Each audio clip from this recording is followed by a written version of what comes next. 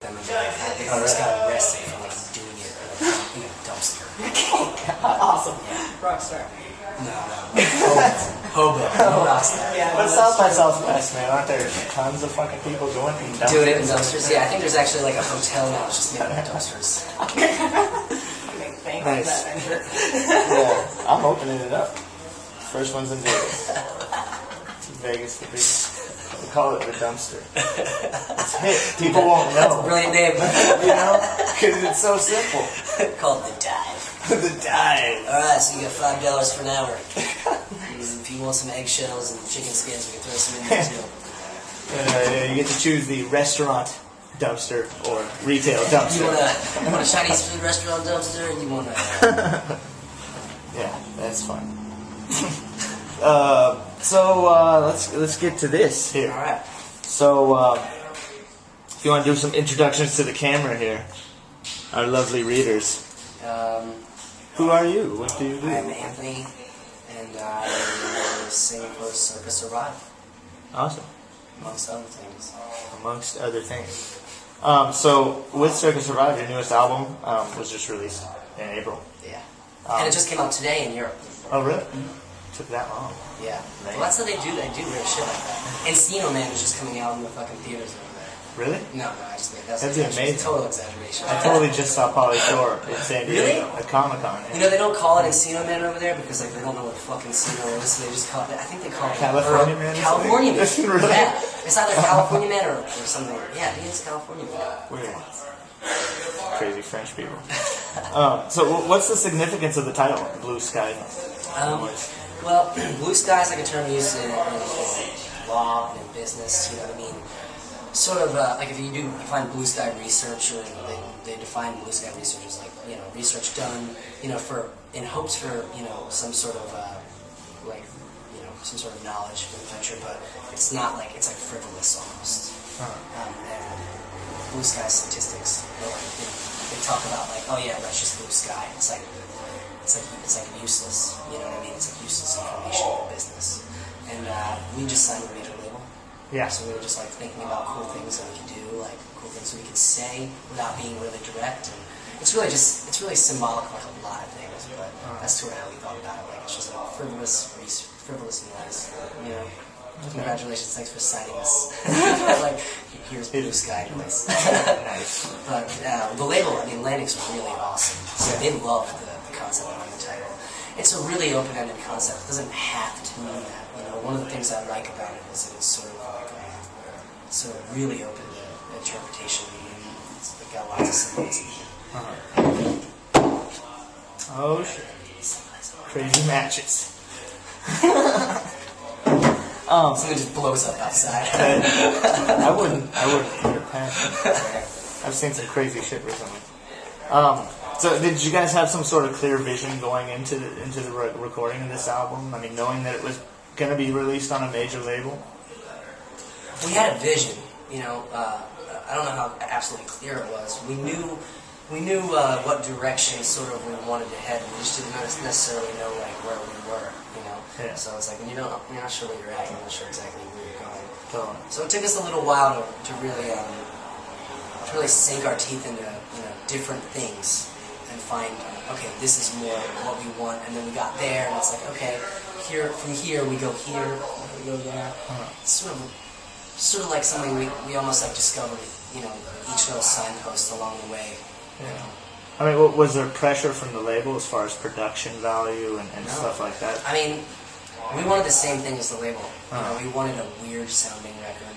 There was also, you know, something we'd be really proud of. Like, we wanted it to be weird, but we didn't want it to be like, you know, fucking just like squeaks and squeals and noise and like ambient shit. We wanted to write a real rock album, but also have it like, you know, have some psychedelic blues and jazz aspects of it. And they wanted that too. You know, we sat down with them. We don't know if we can write singles. You know, we don't know if that's what we can offer your label. But what we can offer your label is like a real heavy-hitting rock band that is really open to exploring, you know, different aspects of blues and classic rock and jazz. We want to speak to people. You know, we don't want to be But you know, I just always found that, you know, when you leave things open for interpretation, when you utilize symbolism, you're not really alienating people. Yeah. You know, I think we want to make music for everybody. They helped us with that. There wasn't a step along the way that they were like, oh, this is more like what you should do. Like everything that they wanted out of us, we also wanted in return. So it was good. I mean, that's kind of different for a major label. It's sort of the antithesis of what you hear. Yeah. But, you know, the thing about it is Atlantic's a different major label. They're really trying to search the market right now and try new things. Like they're really open. They're like, yeah, we're not afraid to lose money because fucking everybody's They've been losing money. And they're like selling more electronic music than anybody. You know, they're like doing pretty well when it comes to selling like stuff on the internet. And, you know, that could be the wave of the future, but it could be somewhere in between that and what's classically been going on. And you know, we got really lucky because you really hear horror stories about major labels. You know, they wanted us to be versatile and become our own band. They didn't want to, you know, from the very beginning of being interested in us, they never wanted to make us something that we weren't. You know, yeah.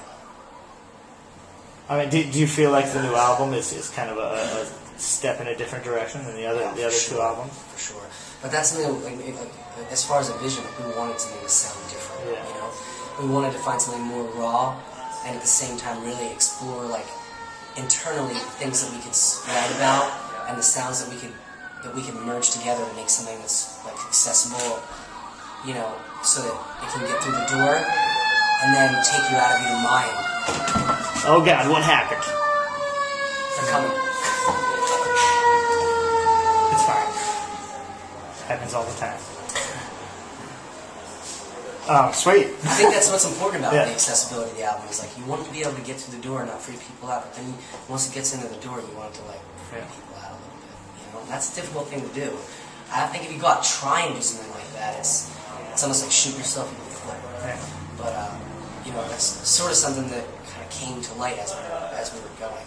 How have the fans responded? You know, that's where like maybe the other band members would be good because most of the people that I talk to really like it, but I'm like for my own mental state and from doctor's orders, sort of like not really paying attention to how it's doing. Like we're having great shows, people are singing along, and the feedback that I have been exposed to is mostly positive. Yeah. I love it, so it's almost like impossible for me to imagine something. Yeah, that fucking sucks. And if they did, I'd just be like, you suck. Basically, it's really good. Like, we really like it. Totally. So, I think it's been good. Yeah. This is actually one of Andre's questions that you met earlier. Do you guys usually plan or discuss the direction of your material, or do you just let it kind of come naturally? Well, you have to discuss it. Like, you have to communicate about it. But, like, most of the time what you communicate, it's just part of the step of where you get. You know, it's not like you can... Like, we're not the type of band that sits down and goes, okay, this is what we're going to do, and we fucking go right there. You know, usually this is what we want, and then where we end up is something, way greater than that. Yeah. Sweet. How about as far as the art on your albums? You guys have some cool art. I mean, there's some bands that kind of embrace it. It's mostly metal bands, honestly, that end up embracing artwork. But what kind of drives that? I mean, we're all artists. Yeah. You know, like, I believe that everybody's an artist. No matter what you do, you're a fucking butcher, you're an artist. You know, like, everybody is an artist. It's not like, you pick being an artist as your job. Like, poetry and art and movement and language and everything. Everything is jazz, you know. And even if you don't recognize it, I love cool artwork. Like, I bought albums because I liked the artwork. Yeah. And Esau Andrews is absolutely incredible. He's our visual soulmate. Like, he captures the sound of our music in his paintings. It's always just been an important thing to us.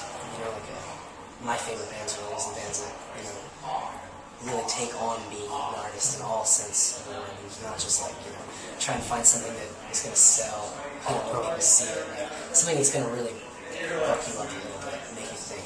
Well, what are some of those classic albums that kind of bring you back? Every Led Zeppelin album, pretty much. It sounds really ridiculous, but That's they not have ridiculous covers. at all. You know, like it's just they were simple and yet they're beautiful and they were symbolic, and they they utilize a lot of symbolism. Let me think. As soon as I get asked questions, I forget. All good. My favorite album cover is that Joy Division. Just Which one? this, Which one? the Joy Division. It's just so simple. It's just like it's fucking amazing. You know what I mean? What does it mean? Yeah. You know? So how about I hear you also have some solo work out. You have an album out, and there's talks on the old internet about some a follow-up album. Can you talk about that? I've been working on it since pretty much we were finished Blue Sky Noise. Yeah. I have 8 songs recorded. I'm gonna go this December. I'm gonna go for a week down the back where we recorded Avalon with a buddy of ours, with the guys from Good Old War, and the guy who produced their album, Cup. And we're gonna go with him. Just bring our own equipment, finish up some recording, and I'd like to put it out early next year. Maybe not early next year. Maybe the end of this summer or something like that next year. How is the writing different for you? I mean, for writing for Circa Survive and then writing Circa's your own very much a collaborative effort. We all bring our best to what we all bring our best to the table of what we're doing. But there'll be times where someone will have a comment with me about lyrics or about a melody, or I'll have a comment about the drums or the guitars. And we really make it something that everybody has their hands in. Everybody has their hands in everything. And when I'm writing, my own stuff, I don't really focus on it. The guys from Good Old War definitely are helping a lot with some of the song structures and some of they're way more involved in this album than they were in Avalon. But it's just You don't really think of a band. yeah, I'm not revising very much, and But it's basically really the writing pretty- isn't very different, than the writing for Blue Sky Noise. I would say that the first 2 Circa albums were sort of maybe I just went in and just, wrote stuff first thing that came to my mind. Blue Sky Noise has a lot of stuff on it that is a little bit more thematic, I guess. It sort of just reflects what was going on in my life. Whereas some of the stuff on the first 2 albums were more you can't help but reflect what's going on in your life, but sometimes it's you leave something maybe this song's about 3 different things. Maybe it's a ball of things. Blue Sky Noise definitely is thematic songs. And all the shit that I read for my solo shit is really thematic. Most of it's about my wife and my family, or just what's going on in my life. Yeah. I would say that the solo stuff and Blue Sky Noise have a lot of similarities to it now. Cool. So what's next for you guys? I don't know. Is there another big tour after this year? Yeah, we're doing a tour for the fall. I think it's going to start in mid-October or early October, which is coincidentally right when my baby is supposed to be born. Oh wow! So that should be really interesting / fucking terrible. Yeah. I'm looking forward to the tour. I just part of me feels fuck man, I gotta go make a living and provide, be a provider. But at the same time, I need to also provide intimacy and being there for my family. Yeah. But Do you find it difficult? Right now, my wife is pregnant. She's home. She's by herself. I just bought a house. She's moving in there. I've hired people to help her. I have friends that are helping her. Her family's helping her. Her brothers are helping her. But my dad was over there today. There's a part of me that's just never. It didn't happen to me when I was just getting out of my parents' house to go on tour. So I miss her. I miss being around her. I miss being